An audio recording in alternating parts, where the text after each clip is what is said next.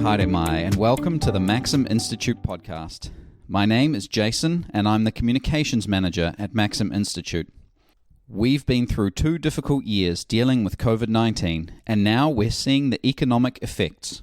Interest rates are rising, and the housing market is volatile. The cost of living has soared, and many must choose which bills they do or don't pay. Inflation is at a 30-year high, and the stock market is in bear territory. Recession is predicted for the end of the year.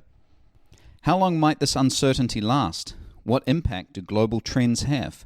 How best can we navigate it? This podcast is a recording of our special event, The New Economic Normal, featuring Brad Olsen in conversation with our Executive Director, Tim Wilson. At this event, Brad offers insight into where the economy is and where it might be going, and takes questions from those attending. Brad is Principal Economist and Director at Infometrics and is one of New Zealand's leading economic commentators. He's the only economist to predict our current 7.3% inflation rate. Brad is passionate about using economics to make better informed decisions and can communicate complex and detailed trends in simple, relatable, and helpful manner. With extensive networks across New Zealand's business, media, community, and social sectors, Brad often brings together a variety of views, data, and emerging trends to inform advice and analysis to key decision makers across New Zealand. Now, let's hear from Brad. What I guess I want to outline is really for New Zealand over the last few years, we've responded to COVID in a very different way than most other crises, and it means that we've emerged with a very different economy. But importantly as well, we've got a number of challenges that are starting to build up, the likes of the record high inflation and similar, the challenges around the global workforce and around geopolitics. But where I do want to start, only because it's fresh in my mind and probably fresh in many people's given news out today, is the New Zealand housing market. And for the first time in a decade, we're seeing a decline in house prices. Now, trust me, as someone who would eventually like to buy a house, that's a little bit sort of music to my ears, but also a huge change for an economy that generally expects to see house prices continue to rise and rise and rise like they've done over previous decades. For the first time in a year, house prices are in actual decline. They're down from where they were 12 months ago, and they've now sustained, I think, 7 months of cumulative drops. The number of houses that are available for sale are high. People aren't able to make the sales that they want to, in large part because of where interest rates are now sitting. The amount of money that you could get back last year at a 2.2% mortgage rate was a lot more than what you might get if you go to the bank now at sort of 5.4 odd percent. And that means that buyers, if they're out there, they don't have the same cash that they had last year, and they just can't make those bigger commitments on houses that a lot of people are looking for. Because of that, and because those buyers aren't able to leverage anymore from the bank, either there's no deal to be done, or sellers are having to adjust their expectations when it comes to house prices quite significantly. Now, if you're someone who's looking to sell your house, or you're looking at the numbers and seeing your house price drop, that generally means that people aren't feeling quite as flush. If you needed to liquidate your house tomorrow, you don't have quite as much money, if you will, or certainly not on paper.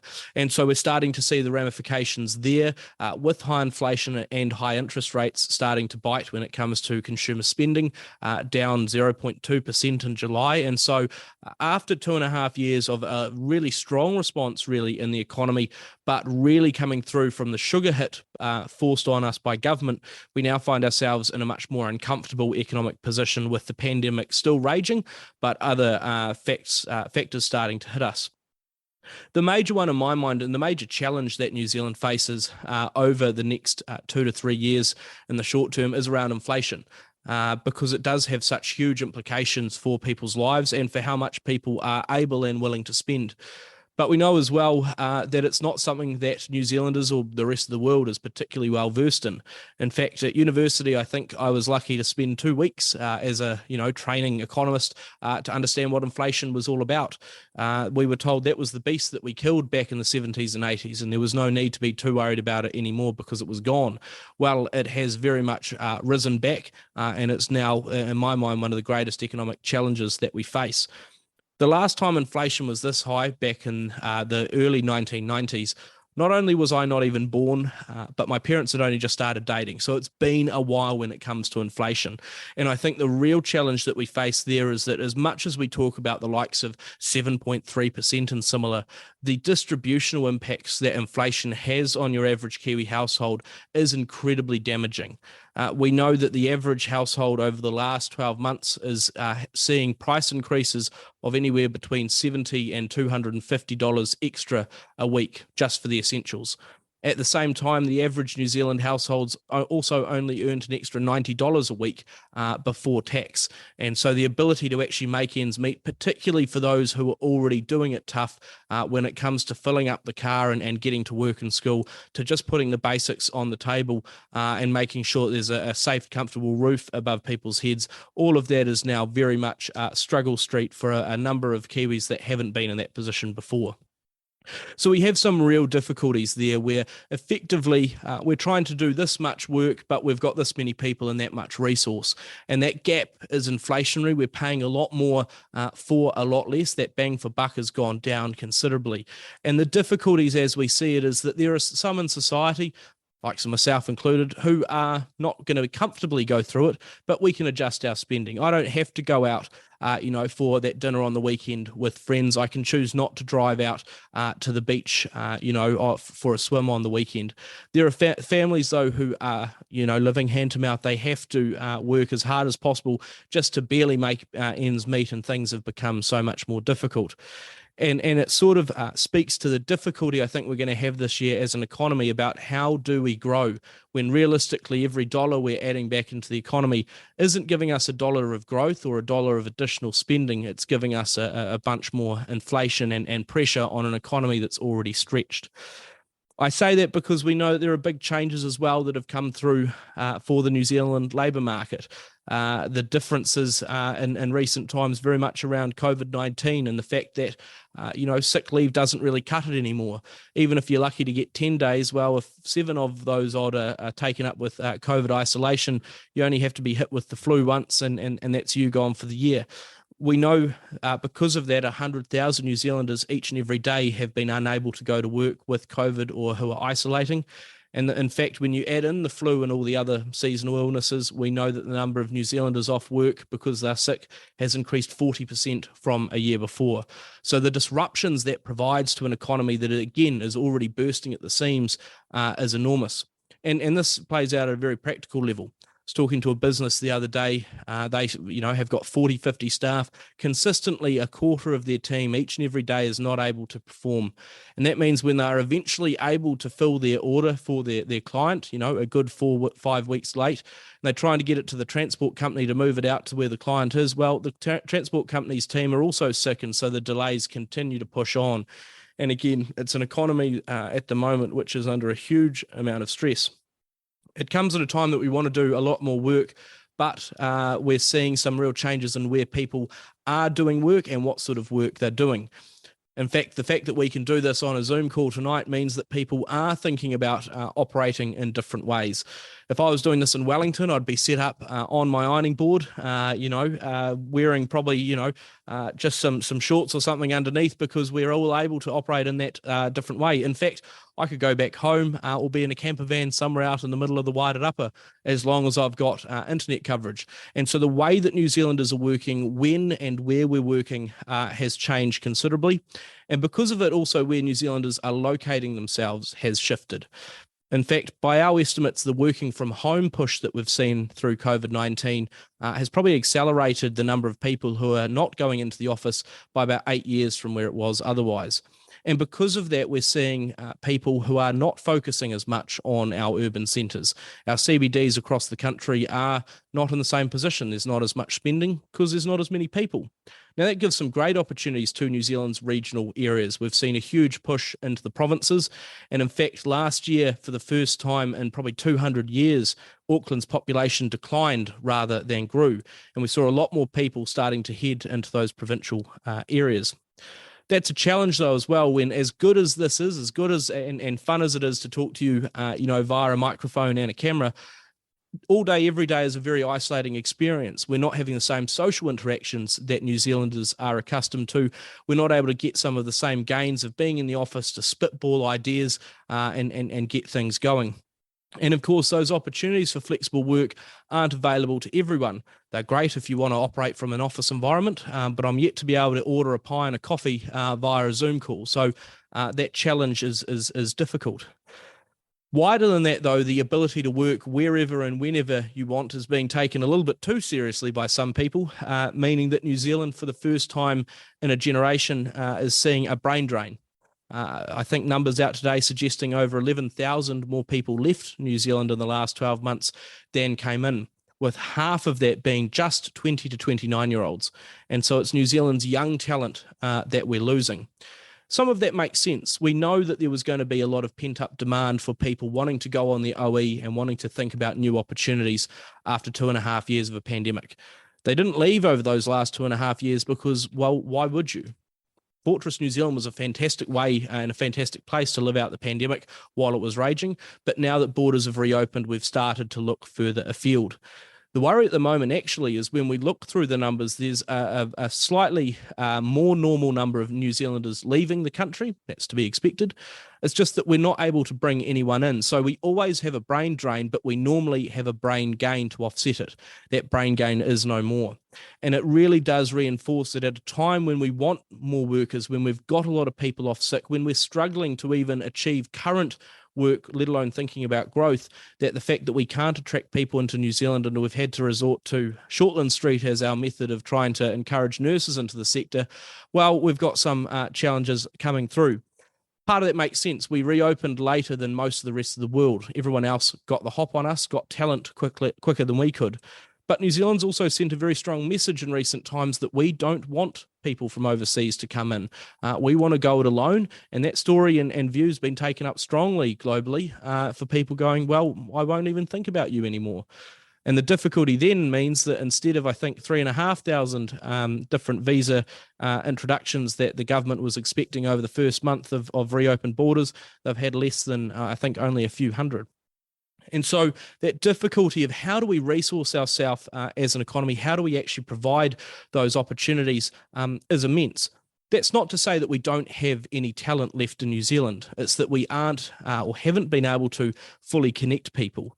We know there are still over 100,000 people on a job seeker benefit across the country who are very keen to work, but they don't necessarily have the right skills. They're not fully work ready. They might not have the transport or other supports to be able to get back into employment. And business at the moment, with such high cost pressures, are also unwilling to make those larger investments to get people in the door because of the uncertainty that still remains about not only the pandemic, but also the risk of a shadow recession that's emerging. And it suggests that we really need to continue to focus on how do we help those New Zealanders who are in a harder position? How do we ensure that although the Māori unemployment rate has come down, it still sits at something like double the national average? How do we help the numerous numbers of women and young people who lost their jobs at the start of the pandemic, particularly in the tourism sector, that haven't been able to immediately re-go into their positions? And importantly, how do we ensure that as we move forward, there are those opportunities so that people can take a risk, can figure out a new way of working and build a sustainable lifestyle around it? Because those challenges, the pricing pressures that people are facing are enormous. Part of this, in my mind, comes down to housing, which presents a huge challenge for the country, but also a long-term opportunity. In terms of the challenge, well, we know just how expensive it is to buy at the moment, interest rates having risen considerably to try and influence inflation, but also a view, if you will, that it's going to take a while to turn things around. It's costing you 20% more now to build a house across the country, which means that in time, people aren't going to be quite as keen to build a house if you're going to have to pay 20% more to build it and earn 10% less when you eventually sell that new house. And so the difficulty of actually resourcing our growth is really coming back yet again after a period of high building.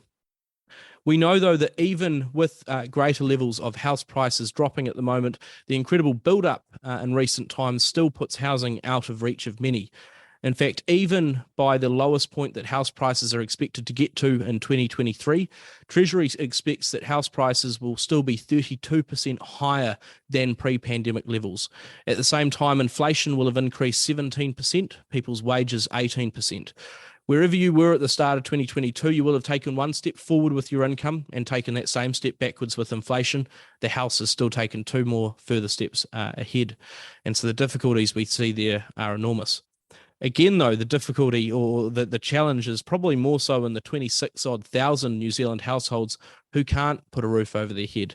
Even the government hasn't seen fit to be able to help them, with nearly 500 additional people homeless and living in their own cars. Now, far from being just an economic challenge, we see real social division starting to come by. If you're a young Kiwi family that is in that position, you don't have a good night's sleep. If you don't think the kids have been looked after, if you're not warm and comfortable, you're going to be a rubbish person the next day. You're not going to be particularly helpful when it comes to going into the office because you haven't had those strong foundations that many of us do have and often take for granted.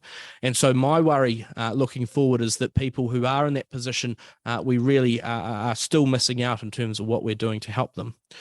What do we need to do? Well, we have to keep that focus on how do we increase the number of houses. It is sort of a bit of a numbers game.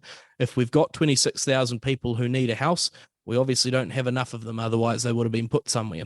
And so that a need to develop, that need to invest properly in our network infrastructure so that we can build more houses at pace and with the right cost is going to be huge.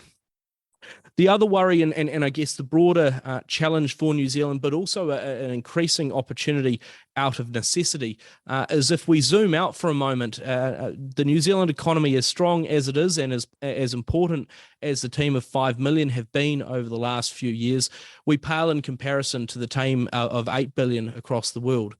Geopolitical issues are rising now more than ever. We know that the Russian invasion of Ukraine has been huge in terms of what's been happening, the challenges that we face, but also the difficulties that we see when it comes to our global food supply.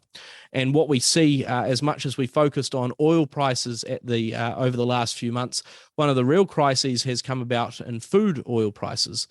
75% of the world's sunflower oil, originally before the Russian invasion, came out of the Russia and Ukraine area. That all has closed up, sending food prices soaring even higher. But in more recent times, we've seen a shift in the way that the globe operates to using economic challenges and turning them into security threats or security risks. Indonesia, one of the largest providers in the world of palm oil, a substitute for that sunflower oil I was just talking about. Well, a few months back, they had a look at prices globally and said, this stuff's way too expensive for our own people. We're going to ban exports and we're going to close off our export channels and we're going to keep it here locally. A few weeks after that, Malaysia, the largest provider of chicken in the world, did the same thing, said, well, this is way too expensive locally. We're going to ban exports and keep it here. A few weeks after that, Australia did the same with coal. And so in a time when New Zealand has to recognise that we are a small island nation at the bottom of the South Pacific that relies on trade, if the rest of the world isn't able to trade in the same way, we are in a vulnerable position. We know that trying to get stuff here and get it out of the country has been difficult, but some good news. Shipping prices are only 5 times more expensive than what they were pre-pandemic. Now, that's slightly better than the 7 to 8 times they were earlier. And as an economist who, as you heard from Tim, is part of the dismal science, I'll take about any good news I can get. But 2.5 years into the pandemic and still 5 times more expensive to move a 40-foot shipping container across the world suggests that things aren't going to become particularly easy anytime soon. And so the challenge that's posed then is, how does New Zealand operate if the rest of the world is starting to close their doors more and more, and we want to make sure that they're open for trade, and importantly, open so that we can import the goods that we don't make here and need to produce more of. The opportunity, though, I think is something that New Zealand really can grasp, and that's twofold. One is thinking about our supply chains. How do we protect that domestically? And what we have seen in recent times is that businesses are putting their money where their mouths are and starting to secure their own supply chains, with a high number of warehouses being built across the country. If you're worried about it being maybe 6 weeks, maybe 6 months until your next shipment arrives, well, you want to have a little bit more stock on hand that you can hold over, and we've started to see more of that. Importantly, we've also seen more manufacturing. Now, I'm not suggesting that we're about to start building cars like we did back in the 80s, but we are starting to see a greater level of manufacturing of various widgets so that people aren't having to wait for overseas production to come in at an exorbitant price and at an uncertain time, and instead able to keep their local activity going. And so New Zealand's ability to provide more advanced manufacturing jobs, become more productive, start working a lot smarter, not so much harder, is a real advantage as we head forward. The other area, though, is looking at how New Zealand can continue to navigate what is an increasingly uncertain world. Tensions in the Solomon Islands this year, the fact that Sri Lanka has gone from one of the strongest Asian economies to, completely not, the fact that you've got missiles still being fired into the Taiwan Strait, and, actual real threats of nuclear war for the first time since the 60s really should start to sing some alarm bells. New Zealand, though, has still maintains that forthright view that we have an independent foreign policy. We sort of take it with a straight bat. We are very convinced by our ability to remain operational on the world stage. I think a real advantage there in terms of New Zealand's ability to continue to trade, to continue to think about our global partners, and hopefully navigate the world so that it's as peaceful as we can possibly achieve it to be. There's a huge amount of disruption that we see globally. There's a huge amount of difficulty and challenge. And for New Zealand, that means that 2022 and into the future is going to be more difficult to achieve growth. And the growth that we do achieve will be more expensive as we go forward. We've got some strong foundations, though. We've started through this pandemic with better outcomes than many other parts of the world. We reacted differently this time. We were proactive. We tried to keep people in jobs, but we have paid a significant price on the credit card for that future generations are going to have to focus on. We've got difficulties that have come back that we parked for a few years while the pandemic was there. The fact that we're still sending kids away from school without the ability to do math, the fact that more are truant, that we're still not actually getting productivity growth, the fact that some of our pipes and the bones, literal bones of our cities are breaking around us suggests that there is a lot more that can be done and must be done to put New Zealand in the place that we need to get it to. But I'm still confident about our future because despite all of those challenges, the mindset that New Zealanders have had throughout the last 2.5 years of the pandemic have been pragmatic and upbeat. But we need to continue to focus on addressing the difficulties, confronting the challenges that are in front of us, and more importantly, ensuring that as we try to rise the tide, everyone rises with it rather than leaving some stranded at the bottom. With that, I'll close out of the doom and gloom for a second, but very keen to now engage in not only some questions, but really a bit of back and forth, a bit of conversation about some of those new economic normals and also what we're starting to see and what you're all starting to see in your own daily lives. Thank you very much, Brad, and a very, very wide-ranging summary, everything from the brain drain with the 20 to 29s, as well as the waning of the Auckland experience, if you can call it an experience. Sometimes it seems like a penance. Geopolitics, really good. So thank you. Look, this is the part where you start to ask some questions, and I'm sure things have been occurring to you as you've been listening to Brad. Now, the way to do that, if you can please do this, is go to your reactions on your menus and you put your hands up. That will order the questions in order and we'll get through as you appear. Now, what we'll be able to do is we'll see your names, we'll call on you. If you're muted, could you unmute yourself? So there'll probably be a few car crash moments because this is a Zoom event, and ask the question you've got. Brad will respond. As I said, he may well punt it back to you. So we're looking for an exchange, not just a tennis match. And also, you will get one supplementary because sometimes you need to follow up. But that's it. So, so just accept that. Then we'll move on to someone else. So those are the rules, the outline of things. Look, I'd like to ask while people are putting stuff together, what do you think is going to happen with inflation? One of the questions I'm hearing from people is inflation going to embed, like the sense of embedded inflation? Can you explain what that means? And also, what do you see as the likelihood of that happening? Yeah, totally. And I think, the first place to start there is why is inflation an issue in the first place? Now, I know that sounds a bit facetious, in terms of, look, no one likes prices going up, but actually we focus on trying to actually have prices go up, but at a steady level. The focus from the Reserve Bank is that you try to have roughly 2% inflation a year. That's enough that you can broadly adjust to it with people's wages and similar over time, and it's a comfortable balance between having enough tension in the economy to both grow but also figure out better ways to do things, but also not so much tension like you're seeing at the moment that actually you can't get anything done and you have a huge amount of challenge. Now, if inflation becomes what economists call unanchored, if you can't plan for what inflation might be, then everyone starts to get a lot out of kilter.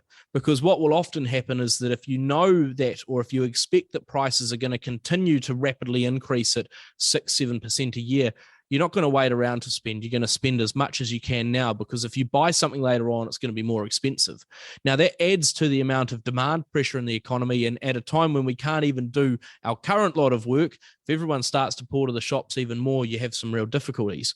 As well as that, you have businesses that are going, well, look, if I think that prices are going to continue to massively increase in cost, I can't make those big investments. I don't know if I'm going to have the ability to actually pay it off in future. So inflation is really damaging for the economy's ability to be stable. That reduces the ability of business to meet demand. Absolutely. Even as, to meet demand that is outstripping it. Yep.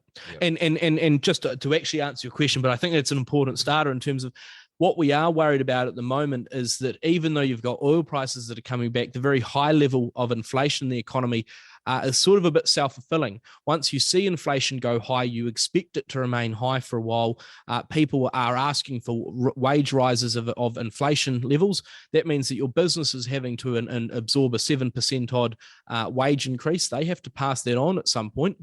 And that means that, well, they'll have to put up their prices by about 7%, which means that the next time inflation comes out, it'll be even higher. And then people ask for even higher wage rises and similar. So it becomes very disruptive for both business accounts, but more importantly for people's earning potential. And realistically, until everyone is so scared, if you will, that the Reserve Bank is going to hammer you with massive interest rate rises that you're too scared to put on cost increases, things will likely go up. So in my mind, I don't think you'll see inflation get a lot higher than where it currently is at that 7.3% annual rate, but I do think it will last at a persistently higher level for longer. And by that, I mean, I think inflation could still be above 6% by the end of this year, still above 3% by the end of 2023 and into 2024. So if it lasts longer, it's the sort of thing as well where unless I mention a negative number with inflation, nothing ever gets cheaper than what it is. And that's probably the more concerning thing, is that anyone who's waiting for prices to go back to normal, you'll be waiting a while, which is a real challenge for households, again, particularly those who are just struggling to make ends meet. Okay, there we go. Shannon, a hand going up. So if you could unmute yourself and go ahead. Thank you. Welcome. Oh, Shannon, if you can just unmute. Sorry, there we go. Sorry. That's good. Sorry, this doesn't follow on from what you were just talking about, inflation. I was just wondering if you think the pension age might move in New Zealand anytime soon, because one thing I kind of see is, I mean, we were sort of in the middle where we bought a house before it went crazy, but I sort of see a younger generation and a low fertility rate who probably feel that they might want to own a house before they have children. And then I kind of see my parents' generation with rental property portfolios that are quite well built up, and then they're going to get a pension at 65. And they may have all the biggest properties, and that's something like a bit. I mean, we're not in that position, but I just look at the people who might be looking to have children now, and I kind of see that as quite I don't know. It just seems like a government money spent on people who don't really need it potentially until they turn 70. Maybe they could continue to work and get a sickness benefit if they really needed it, as opposed to a pension. All I would say is that I am bitter because I'm in that position. Trust me. And look, I think it's an important. Don't sugar the pills. Yeah. It's. Brad's really angry. Okay, well, clearly keep questions for the rest of the night. We'll just go with this one. No, I'm kidding. But look, you're absolutely right, and I think this is a wider challenge that we have. Let's deal with the super bit specifically first, and I'm in two minds about this. I definitely think it needs to increase, and there's a whole bunch of reasons for that. The amount of time that people are spending on a pension these days is considerably longer than in previous generations. The fact that everyone says, "Oh, well, you can't, change the age," people have locked that in. We changed the age back in the 90s. It went from 60 to 65. So to move it to maybe 67 at the least, and like you say, I'd probably go further to 70, actually isn't unprecedented. More importantly, you're right in that we've actually got some big choices here over where we put our money, because let's be quite frank about it, New Zealand Super is paying old people to be old. There is nothing more simple than that. And I say that because it's so expensive that we pay more for old people to be old than we do on education in this country. Now, part of that might be because, or a contributing cause to the reason that we don't get people that can do 5+5 when they get in school. But look, there are some big challenges there. Now, to your wider point, though, in terms of, especially housing and similar, the 2 points I'd make there is that, one, if you are getting to super age and you don't own a house, you will not be able to survive like that. Super is not effectively designed actually for you to still be making repayments on a house and similar. So for those who don't have a house at retirement age, it's going to be incredibly difficult. The other thing to touch on there is the discussion about, those who might have a number of rental properties and similar from previous generations will increasingly, I think, start to define who does get a house and who doesn't. Not because it will have anything to do with affordability, but really because there's going to be a bunch of people who are able to inherit a house from their family if they had a house. A lot of people who won't be able to inherit anything because there's nothing to inherit from. And so increasingly, again, unless we get housing right, unless we think about those much longer term issues that we might not want to change the policy next year, but we might want to change it in 5 to 10 years' time, those longer term issues have huge financial burdens for the country, but also importantly, some real distributional and social issues where we're going to create an increasingly socially divided society between the haves and the have-nots, and that's already building. So absolutely a challenge. My thing is, as much as I think it's going to change, politicians of all stripes know that that's political suicide. They won't touch it. And so I really worry that unless we're willing to confront those big issues, we will sort of wander further and further down the path until it is effectively too late. Thank you very much, Brad, and thank you, Shannon. And I wonder, in terms of that issue, that I'm going to really put you on the spot here. It's like, if we don't fix housing, how can we fix housing? Is there a way forward? Is it a concerted mixture of public and private? At the moment, we all know the cost of GIB is prohibitive, et cetera, et cetera. Do you have any thoughts on that? Yeah, I think you've got to have the right level of regulation and settings and policy and funding sometimes to actually enable the construction, because look, again, it is a sort of a simple numbers game. More houses is going to be part of the equation, because we can either lift houses or reduce the people that need them, and the reducing people that need them, it's not really an option.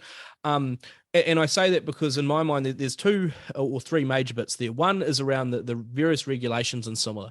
The fact that if I go into a council and I want to build a house, I seem to be treated more like a prisoner on death row than someone who's being, socially helping the country to build up our capital stock and house someone. Means that, the time pressure, the amount of money that's spent, the fact that I have to get a tick box signed off to say that I've used the right color paint, and that I've planted the right thing out in front of my new house, it's prohibitive. It means that we're not actually nearly as efficient. So Over-regulation. But the other big one is funding. It's really expensive to put pipes in the ground and similar, and it means that everyone skirts around and doesn't want to do it. We spend a lot of money, on convention centres and other big sparkly things above ground, but we neglect our literal foundations of our city. So I think some serious money from government to invest in our future, taking out effectively a mortgage so that we can actually have something good over time is going to be huge. But I think then a lot comes down to how do we get out of the way then from a government point of view and actually allow for private developers to do a lot more. Government papers today showing that Kāinga Ora is expected to not be able to service its debt over time suggests that maybe getting the government to build everything and fix all of our problems doesn't completely work. You've got building businesses across the country who know exactly what they're doing and are keen to do it. I think sometimes, again, once we've got those settings right, once we've got the infrastructure in the ground, sort of need to step back and say, here is some land, go build. Thanks, Brad. Rebecca McLeod?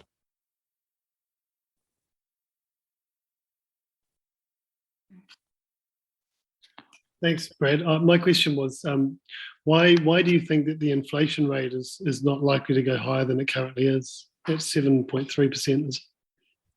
Part of it is mathematics, and I say that only because, bit of mental maths for the moment, your current 7.3% in the June quarter is on top of a 3.3% in the June 2021 quarter. Now, to get something more, to get 7.4% in the next quarter, you'd have to do that on top of a 4.9% increase from last year. So it's quite a gap that you'd have to move up. And I say that because in recent weeks, we've seen fuel prices pulling back. Now, I'm not saying that they are cheaper, but they're cheaper than they were when we recorded them in the June quarter. So that part has come back. What we've also started to hear from people is not that things are getting cheaper, but that some of the cost increases that have come through over the last 6 months to a year either aren't coming forward as much or are starting to slow down in their pace. So again, I'm not saying it's sort of over, but our feeling is that it might not be accelerating a huge amount further. Equally, I don't think it sort of immediately falls. I mean, a lot of the inflation we've currently got is baked into the numbers because you've got, the fact that, let's put aside jib costs for the moment, but your transport costs are always a little bit lagged. The fact that I talked to you about shipping prices, well, it's very unlikely that a shipper goes in and just shows up on Monday morning and says, I'll take the spot price, please. They're locked in for a bit. And so those sort of forward contracts mean that inflation will remain high for a little bit longer. But again, as those other pressures around fuel and similar start to tail off, and we've seen food and commodity prices globally start to trend in the same way, it says that, again, we're not expecting that inflation goes down, but we do expect that it doesn't have the same sort of bullet train effect that we've seen in recent times. I'm out of interest, are you sort of feeling like it could well then go higher or at least sort of maintain more momentum? I'm a little bit doom and gloom when I look around the world at the moment and see all of the various forces at work, including the geopolitical forces that you mentioned. I guess I'm just curious because it seems that what you're saying is that inflation seems to be kind of self-corrected within the private sector. And businesses and industries seem to kind of correct the problems as they arise that contribute to inflation. Is that how you see it, or is it also a combination of Reserve Bank and other regulatory interference that curbs inflation? Yeah, I think it's a bit of both, and I mean the feedback loop, if you will, is has both a lot of time lags, but also sort of a lot of circularity. What came first, the chicken or the egg? Now, I say that because as we've seen inflation go higher, we've seen central banks around the world that have massively raised interest rates. And look, the very simple transmission there is that if you've got a mortgage, it's now a whole lot more expensive. You haven't got as much money as that additional expense in your wage increases in recent times. That means that something in the budget's got to give. And so effectively, because we're trying to do this much with that much stuff, we can't lift supply and find more people or more jib, but we can lower demand a bit. And so I think that's what you're seeing across the world. People are worried about a global recession. So they're saying, well, no one's going to need quite as much fuel if we go into a recession. So I'll pull back my expectations on price. The same around food, because we have been able to lift supply. Some grain has been coming out of Ukraine in recent times, but also people are going, well, I'm not going to be paying quite as much for, dairy products or meat or similar because, man, I'm having to watch my supermarket budget a lot more. I'm not going to be buying the premium stuff. I'm going to have to pull back. So over time, you are seeing a bit of a reduction coming forward there, but it's a double-edged sword. I mean, I just talked about the likes of dairy and meats and similar. High commodity prices have been a major contributor to New Zealand's economy over the last few years. Now, them going down might mean that we don't pay quite as much for yogurt at the shops, which is a win, but it also means not as much for our exporters. So it really is a bit of a challenge as we see it. I guess, like I say, the fact that it stops going up at such a silly rate as it's been going is cold comfort from the fact that even if it does go, as expectations around, still 6% by the end of the year, still 3% out in a few, that's still incredibly painful because it means that, again, what you're seeing at the moment is still going to go up in price. It just might not go up in price at the same leaps and bounds, maybe slightly smaller shuffles, but it still goes up. So what the tone has been set. There's just the music's not going to be playing as quickly, so to speak. Thanks for that. Thanks for that, Richard. Look, I want to touch on something that you mentioned in your the time of the my 20 tirade.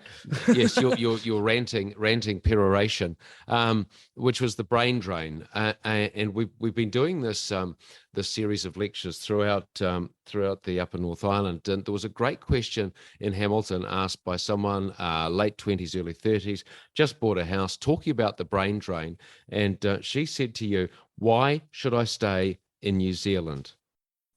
Why should young people stay in New Zealand?" I want to repeat that question to you.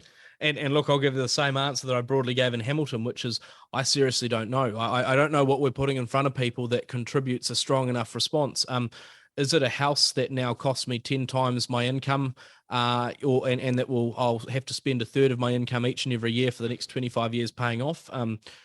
Doesn't sound all that attractive. The fact that the sort of jobs that I'm getting at the moment, I'm having to work longer hours than ever before, and already having worked some of the longest hours in the developed world for what are comparatively fairly low wages. The fact that, still when it comes to living costs, I'm not saying that they're good, or that they're, particularly worse than other countries, but we also know that inflation is hitting hard. Now, the focus from a lot of people, I think, is that their family situation, their social interactions here in New Zealand is often a key driver.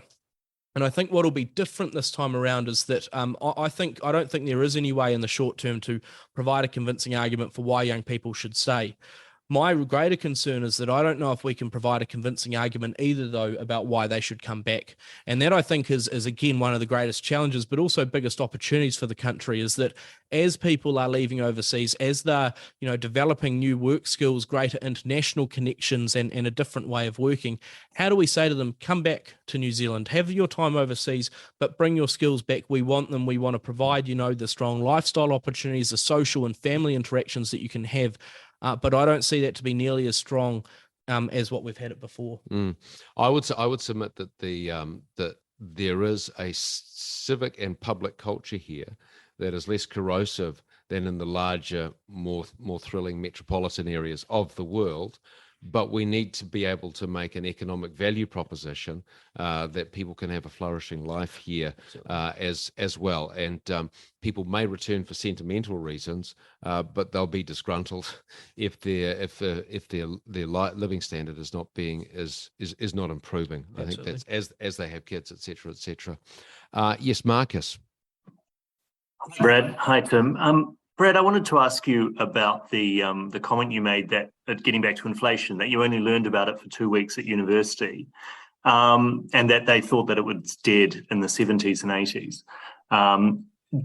That amazes me. That it seemed to be you're saying that your lecturers thought that it couldn't come back or was impossible. Could you just expand on that a bit more? And also, do you think that sort of thinking encouraged politicians and reserve bankers to be so free with the expansion of the money supply in the last decade?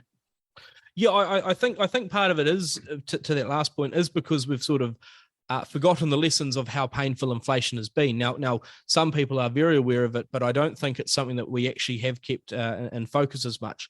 To be fair, part of the reason I think we lost it, and part of the reason I probably didn't learn about it at university, is because for the decade after the global financial crisis, it wasn't a thing. New Zealand was desperately struggling to stimulate the economy to even achieve 2% inflationary growth. So we sort of went, man, we've overdone it. We can barely achieve inflation now, let alone worry about it getting away. And so that I think sort of put us in a sort of a bit of a dream state where we weren't thinking about it as much. Coming into the pandemic, the experience then was, if even in good economic times we struggle to generate inflation, how in bad economic times are people actually going to think about lifting prices? And that's genuinely the thought, right? At the start of COVID, everyone thought, well, if we're cutting workforces, if fewer people have jobs and they don't have incomes and similar, what business is going to be silly enough to raise their price? They're immediately going to, get no one who's keen to come in. But in fact, the opposite was true, because we stimulated so much activity. We had very high levels of demand. People stayed at home for 4.5 weeks and had some serious cash to burn. But the global supply chain disruptions and similar meant that we didn't have nearly as much stuff to sell. And so I think there's a greater level of disruption that's come through there that we haven't fully encountered. Now, in fairness, reflection and hindsight is 2020, but we, very, very difficult to achieve at the time. The difficulty, as I see it at the moment, is that we hopefully have figured out that what we did during the pandemic over the last 2.5 years overcooked it. We sort of, we're very, very keen to cut, but we weren't nearly as keen to correct our mistakes when they came forward. I'm worried, though, that we haven't necessarily learned those lessons. Where is that review of how we've gone over the last few years, so that if COVID 2.0 hits us tomorrow, would we react any differently? At the moment, I'm not sure that we would. Okay, so let's imagine that scenario for a moment. You are the governor of the Reserve Bank, Brad Olsen. Governor Olsen, what do you do? I certainly don't print more money. And I say that because what we saw with that printing of money was not only that we sort of did it without regard of how badly and how ingrained it might be.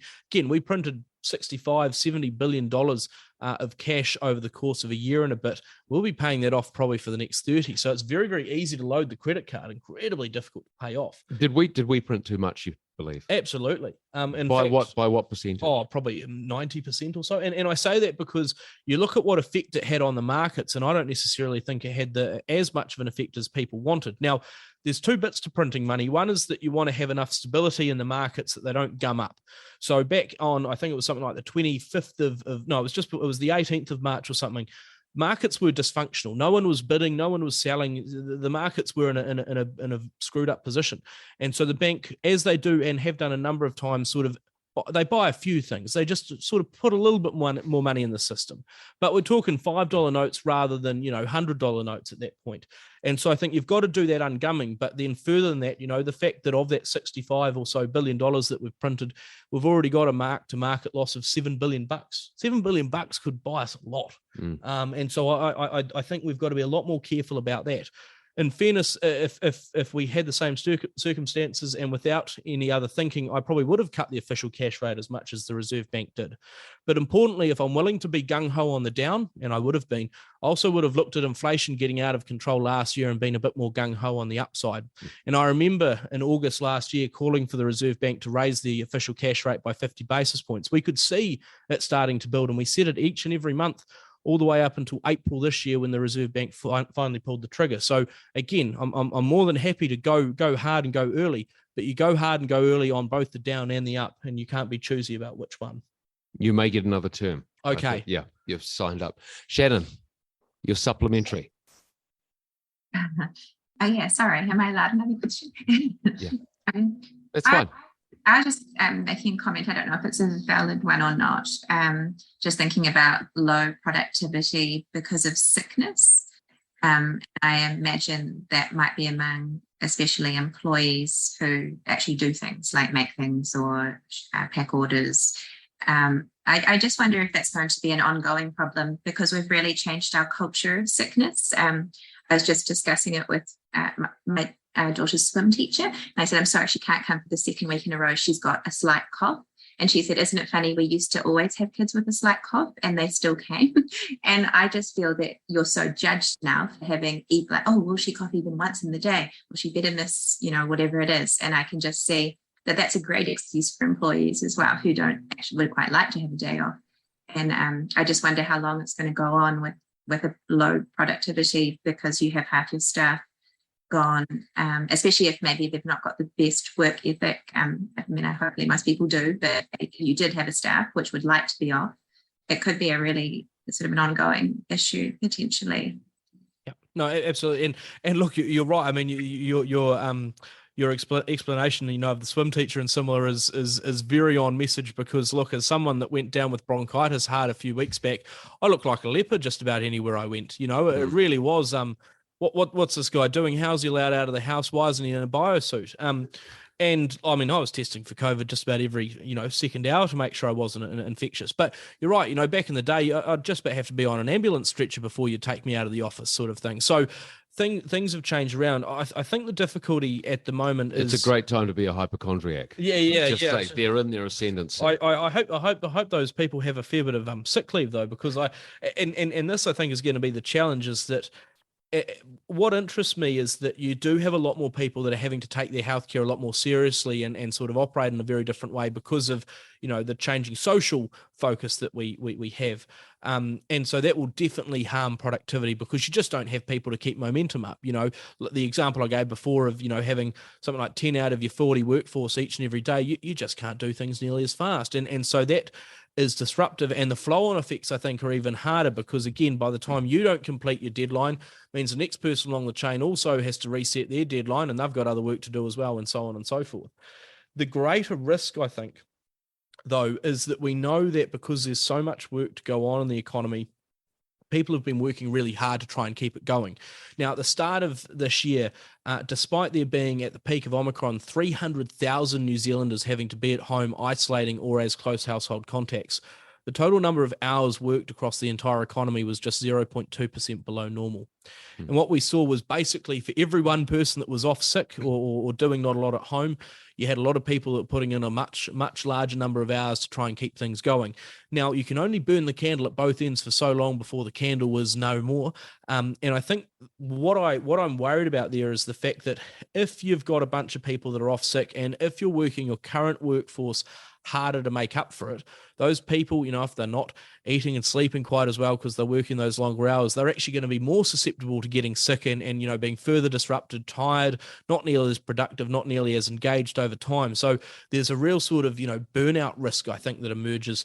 And part of it as well is because, again, because of how stressed things are, people haven't been taking leave. Now, the first 2 years of the pandemic, you could understand that. People have been going, well, I literally can't go anywhere, so what's the point? This year, though, you're seeing people are saying, I'm too busy to take leave. There are no slots available, if you will. And analysis that we've done looking at some data from Australia suggests that people's leave balances have increased a further 27% in the last year. So there's some people, there were some huge liabilities on the book who haven't had a break and are at risk of coming down. Now, I'll give you the perfect example of that. My first break since COVID-19, I took about 3 weeks ago, went down to Stewart Island. My body thought, great, I've got an opportunity to chill out, and immediately decided that bronchitis on Stewart Island in the middle of winter with no nurse or doctor nearby was a great idea. So I say that because I think there are actually probably a lot of people in that position who are, at risk, if you will, of the body saying, right, the time out is now. So yes, a big disruption, and probably wider than that. How do we start to cope with that in terms of, again, there's only so much sick leave. Do you give everyone special dispensation? If they're a COVID contact, what happens when those reinfections start to come through? There are a lot of issues, I think, that we're still to look through in terms of how on earth do we cope with what is still a health challenge as well as an economic one. And a psychological one. Also. Thank you very much, Shannon. Sam Brebner. Hi, Brad and Tim. Hello. Thanks so much for being part of this fantastic evening.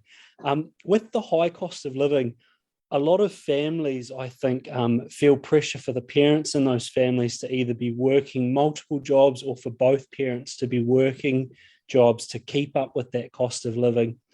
And it seems reasonably obvious that has some negative outcomes, that it could have negative outcomes on the children of those families whose parents are around a lot less.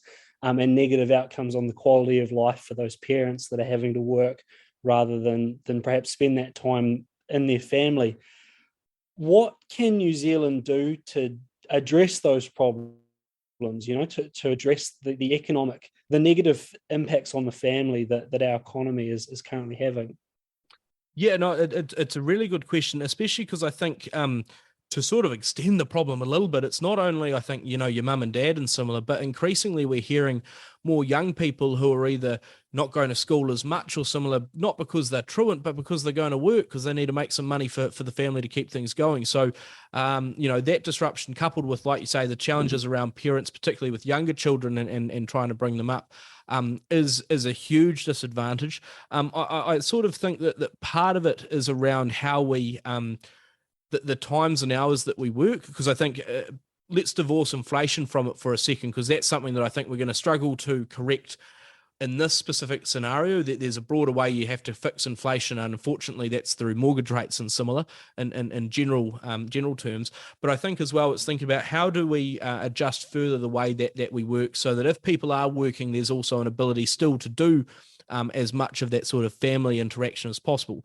Now, I say that because I think we're also thinking about it in different ways. And I remember at the start of the pandemic looking at the numbers, and we saw quite clearly that mothers and particularly single mothers and similar were hard hit with the number of people on a sole parent benefit increasing quite considerably. Now, what got me there was talking to some businesses who are, again, they're struggling for staff at the moment.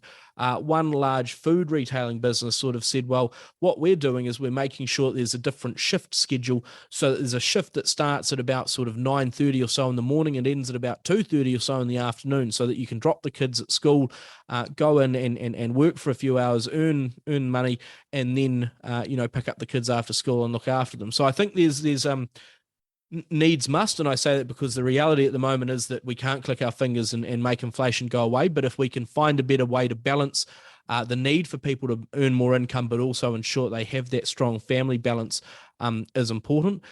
As well as that, though, I think there is that greater focus on how could the government use its tax and transfer settings to enable those who are looking after children to have a little bit more to keep themselves going. Now, is that a change round or a redoing, if you will, of the likes of working for families? Is it a change or a refocus in how Best Start is provided for those with young children and similar?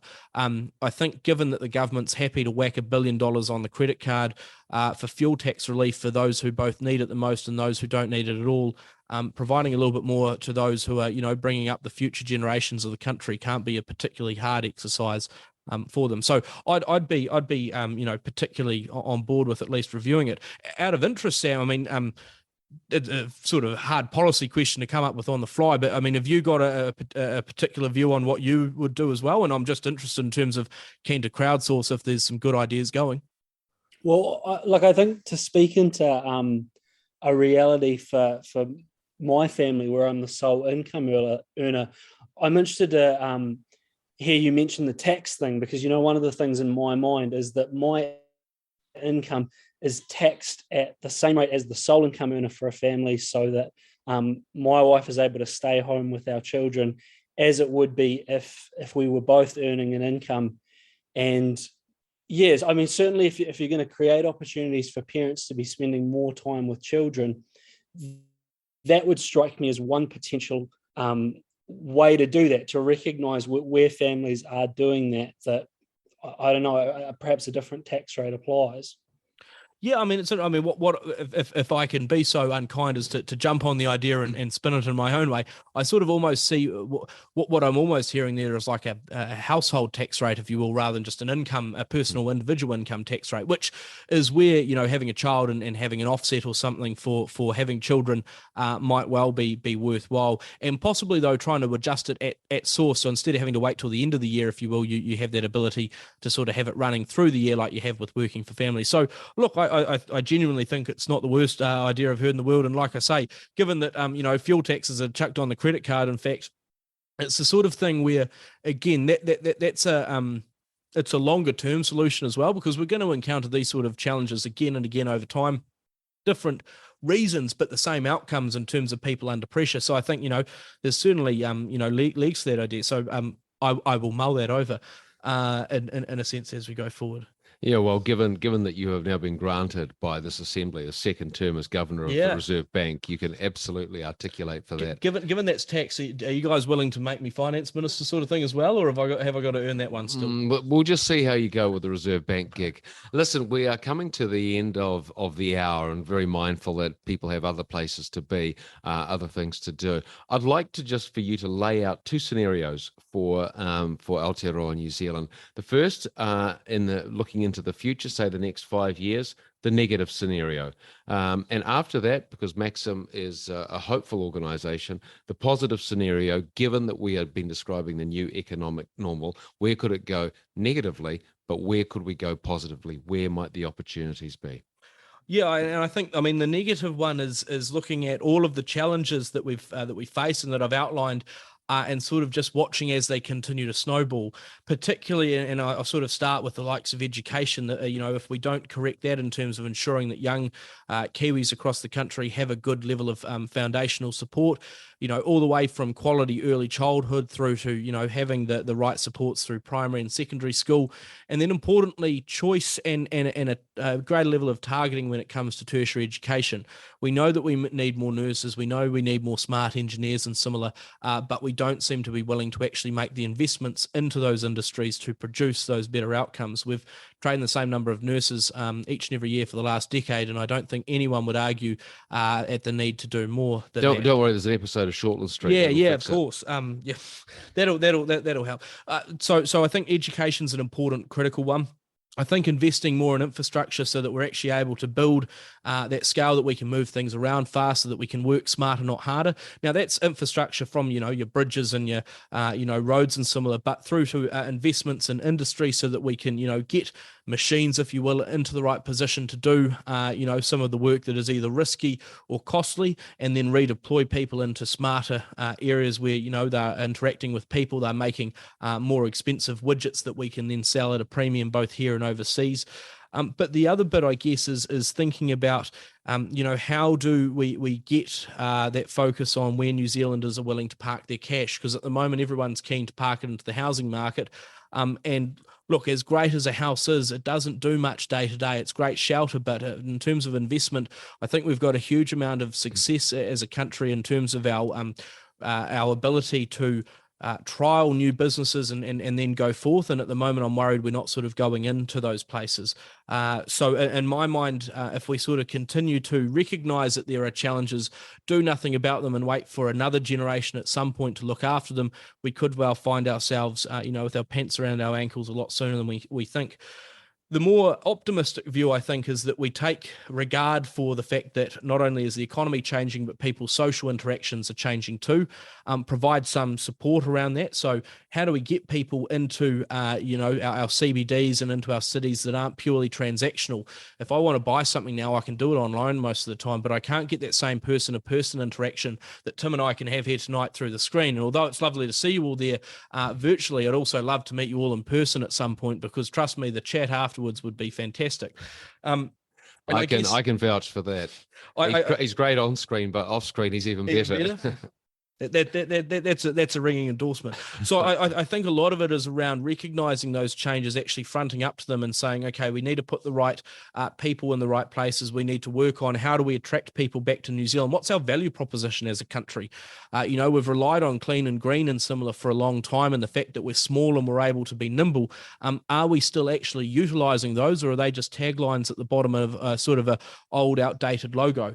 So refocusing on that, refocusing on what's most important to us at the foundations, both literally with, the likes of our infrastructure and similar, but also socially and economically in terms of always having that focus on how do we instill entrepreneurial desire in people so they can be aspirational for the future, but also protecting, what is so important at home. So you've got those good foundations, you pass on that regard, and that importantly, there's something to, live for at the end of the 9-to-5 grind, because increasingly we are working longer hours. We're focusing so much on, the hustle that I think sometimes we lose sight of what's most important. So if we get those things right, if we start to actually move on the challenges that we know we have and turn those challenges into opportunities, we'll be in a good place. If we languish and watch those challenges build and build until they are too insurmountable, the tsunami will be upon us before we can do much about it.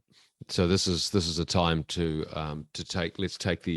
let's regard this as an opportunity to not coast, but to actually seize the nettle and start to make some changes. Interesting too, your focus on there's something a bit more than the 9-to-5 grind. I started talking about the importance of people and those interrelations, civil society, and I think we're seeing an increasing fragmentation in New Zealand, and we need to glue ourselves back together.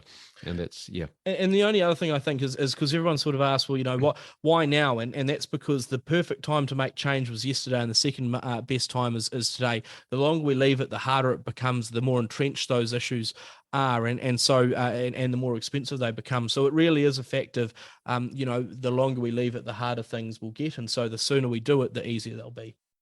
There we go. And on that note, I will say thank you, Brad Olsen, and thanks to all of you.